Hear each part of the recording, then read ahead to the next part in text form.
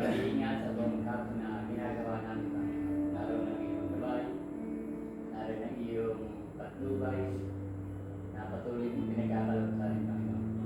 Sa gabi ito, O Diyos, ayaw mapapurihan, ayaw ang maitaas sa aming pag-aaral ng iyong salita, Panginoon. Gamitin po ang iyong lingkod sa gabi ito. Ito po magbigay karunong at kaalaman at sa iyo lahat ng galing. Palayan mo ang bawat sa makikinig sa pangalan ni Jesus.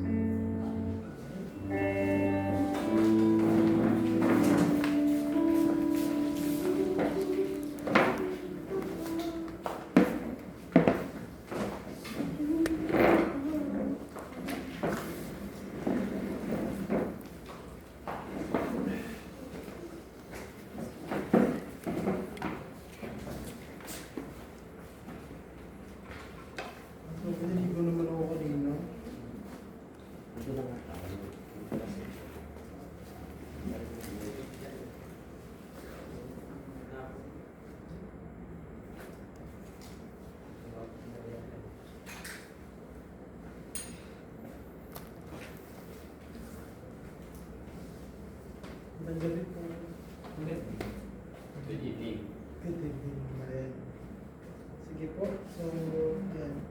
Ngayong gabi po, tuloy po tayo sa sisibo natin sa prayer meeting po natin na tema natin na The Joy of True Fellowship. Kasama topic po natin ngayon, encourage, help, and pray without ceasing. Sa 1 Thessalonians 5, verse 12 to 24. So, i-focus po natin na a fellowship thrives where there's honor, patience, and non-stop prayer. Paul gives a full picture of community health. Yan. Tapos yung prayer point po natin mamaya ay that our church leadership and members grow together in spiritual health, unity, and joy. So, yung mapasama po sana sa prayer din po natin mamaya. After po ito ating pag-aaral po. Ano po? So, yan. So, sa gabi ito po, based po sa topic natin, ay atin pong pag-uusapan yung tungkol po sa paano po mahikayat, tumulong at manalangin po ng puspos, ano po, ceasing, without ceasing. Ano po. At yan po ay mababasa natin sa 1 Thessalonians, yung ating pong batang talata ngayong gabi. 1 Thessalonians 5 po, verses 12 to 24. Sabi po dito, isa-isa po siguro tayo. Makanan na lang po. Sige po, pangwakas sa tagubilin at pagbati. Mga kapatid, pinapakiusap namin na igalang ninyo ang mga nagpapakahirap sa pamamahala at pagkaturo sa inyo alang-alang sa Panginoon. 13. Pagkukulan niyo sila ng lubos na paggalang at pag-ibig dahil sa kanilang gawain. Makitungo kayo sa isa't isa ng may kapayapaan. Medyo muna. Verse 14. Mga kapatid, ipinapakiusap din namin sa inyong pagsabihan ng mga tamad, pasiglahin ng mga mahihinang loob, at talingahin ng mga mahihina. Pagtsagaan ninyo silang lahat. Verse 15. Huwag ninyong paghigantihan ang gumagawa sa inyo ng masama. Sa halip, magpatuloy kayo sa paggawa ng mabuti sa isa't isa at sa lahat. 16. Lagi kayong maggalak. 17. Palagi kayong manalangin. 18. At magpasalamat kayo sa Diyos sa lahat ng pagkakataon, sapagkat ito ang kalooban ng Diyos para sa inyo, sa inyong pakikipag-isa kay Kristo Jesus. Verse 19. Do not quench the spirit. Verse 20. Do not read prophecies with contempt.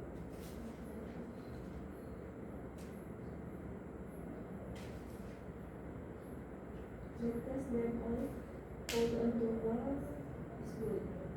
Verse 22, lumayo kayo sa lahat ng uri ng kasamaan.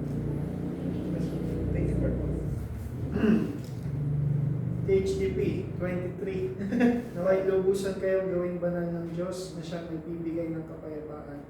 At naway panatilihin niyang walang kapintasan ng buo niyong katauhan, ang espiritu, kaluluwa at katawan, hanggang sa pagparito ng ating Panginoong Hesukristo. Verse 24. verse 24, tapat ang tumawag sa inyo at gagawin niya ang mga bagay dito. Praise God po. Tayo muna po yung manalangin. Lord, thank you po God. Sa salita mo, sa buhay na salita mo God. Salamat po sa guide mo namin yung gabi. Please God, yung word mo God ang mahayag, yung truth mo God ang mahayag Lord. And wow po, may pray nga po namin ito sa inyong buhay. Bilang church mo God, wow po God, kayo po matakila po. Thank you God. Bless us, lead us.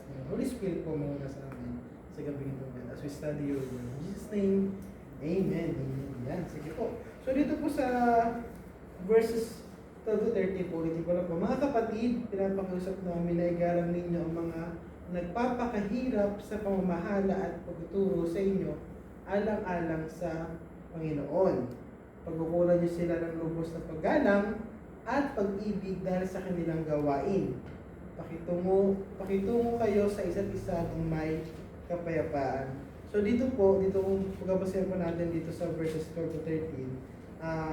Dito po yung pinakatayo ko natin. Encourage, help, and pray without ceasing. Ano po? So dito po sa verse 12 to 13 po, pwede po natin ito mabuo po bilang yung pagkilala po at paggalang po sa ating pong mga leaders dito po sa church.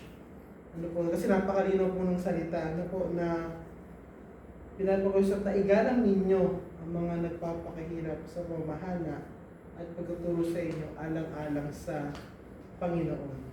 At pagkukunan ninyo sila ng lubos na paggalang at pag-ibig dahil sa kanilang gawain.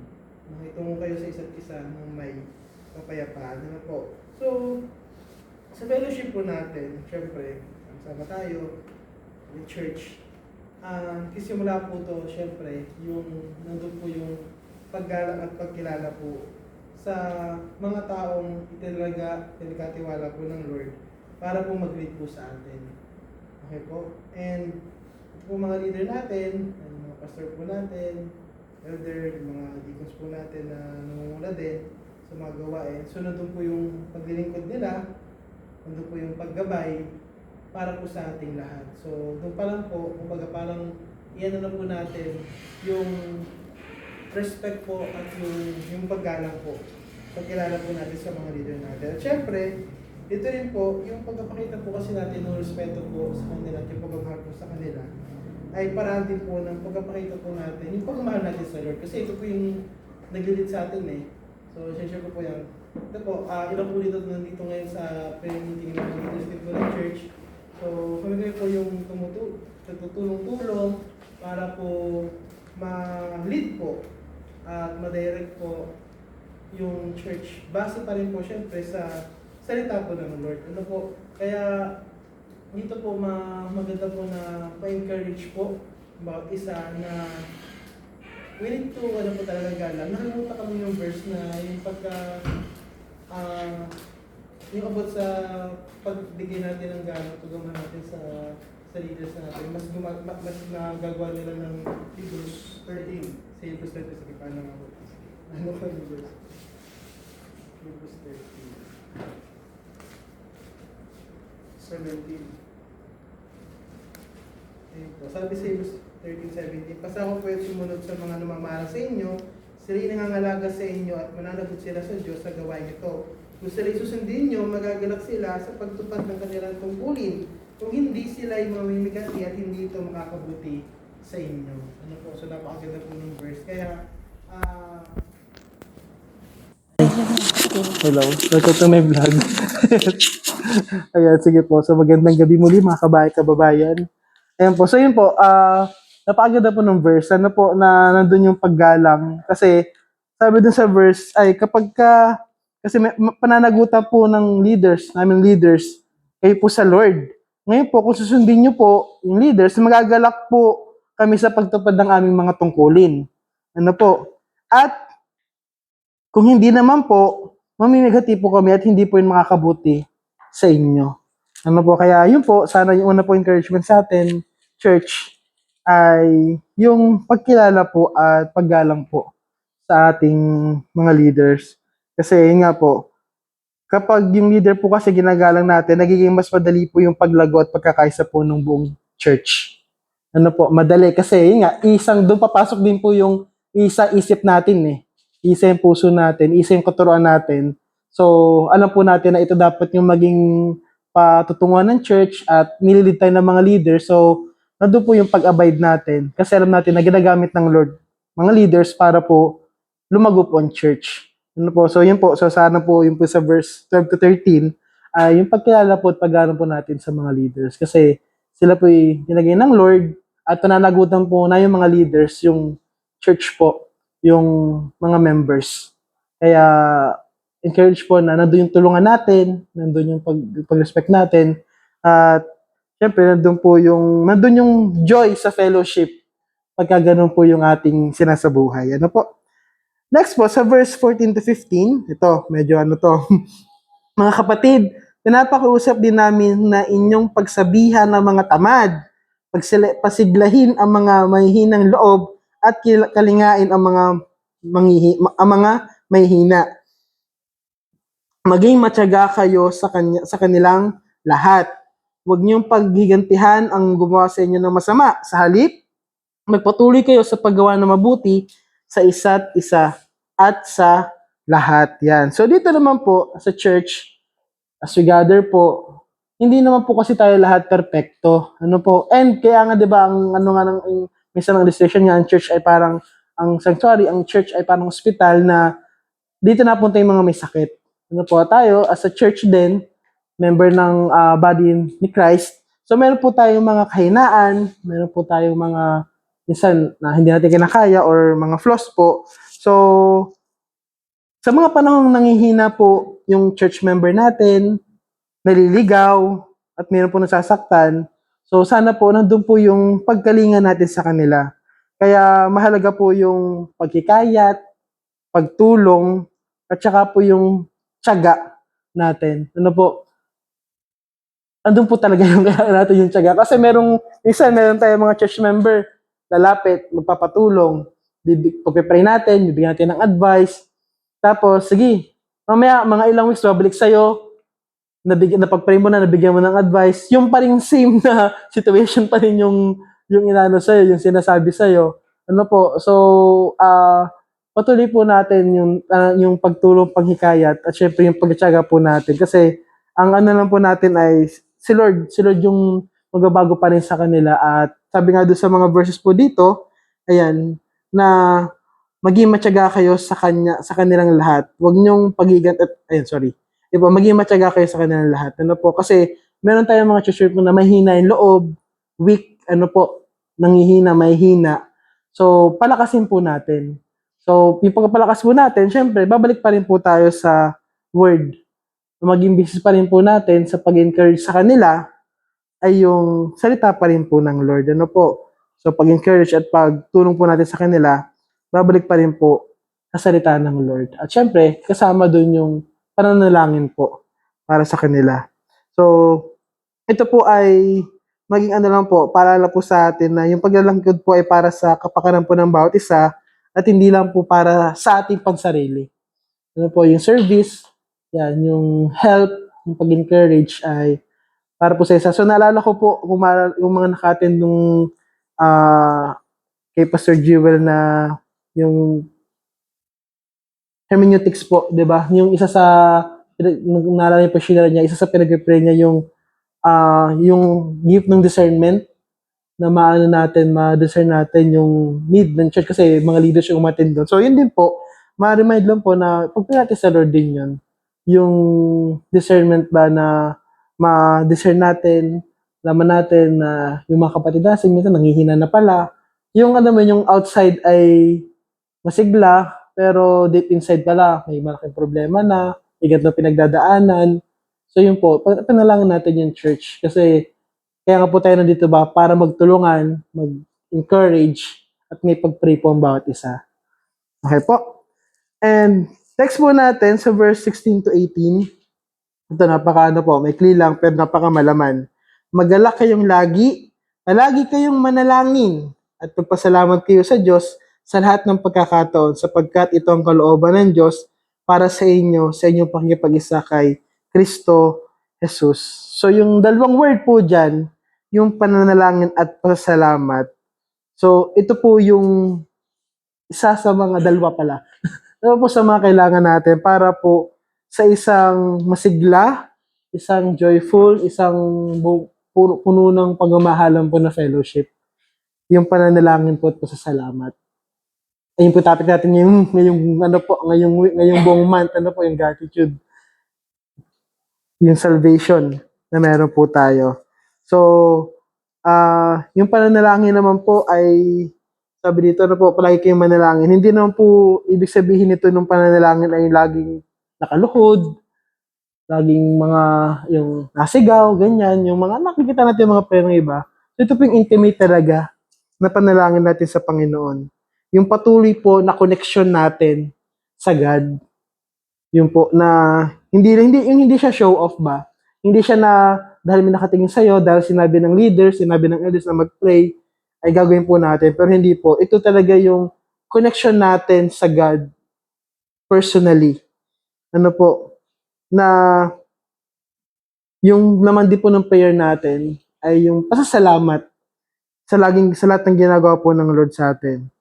Kasi yung nga po, yung last Sunday din, kasi pagka yung puso mo ay puno ng pasasalamat, panalangin mo ay puro ng pasasalamat, so nagbibigay po ito ng daan para po nandun yung joy mo sa gitna ng mga pagsubok. Nandun yung hope mo, nandun yung kagalakan mo sa gitna ng mga pagsubok. Kapag yung puso mo ay puno ng pasasalamat sa Panginoon. Kasi ma-overcome nun yung mga struggle mo. Mas maisip mo, mas nandun sa heart mo na yung pagpapasalamat dahil kasama ko ang Lord, dahil merong plano ang Lord, God is in control. Kaya itong mga naranasan ko ngayon ay pagsubok lang siya at malalampasan natin. Ano po? So, yun po. So, yung sa church po na nagdarasal po ng sama-sama ay isa pong simbahan na naging mas malakas at mas nagkakaisa. So ngayon po, sa church, nakakatawa kasi kahit paano ay dumadami po tayo sa prayer meeting. Ano po, lumalang pa siya tayo ng 10. So yun po yung church po na sama-sama na nalangin, nagkakaisa. So ito po ay mapapalakas po natin yung bawat isa. Church, ano po, ma-encourage, yun nga. Kasi yung topic natin, ma-encourage, mapalakas, matulungan ang bawat isa. At mag-pray po ng ceasingly, without ceasing, na tuloy-tuloy, suppose, nandun yung gana ba natin na manalangin. Na hindi dahil, prayer meeting na naman, ang haba na naman ng panalangin. Ano oras na naman matatapos? So, hindi po yung iniisip natin. Pero iniisip natin ay yung time na makusap natin si Lord, yung connection natin sa God. At mapalakas po yung mga kapatiran natin. Mapalakas, matulungan, mahikayat po yung mga kapatiran natin. Ano po?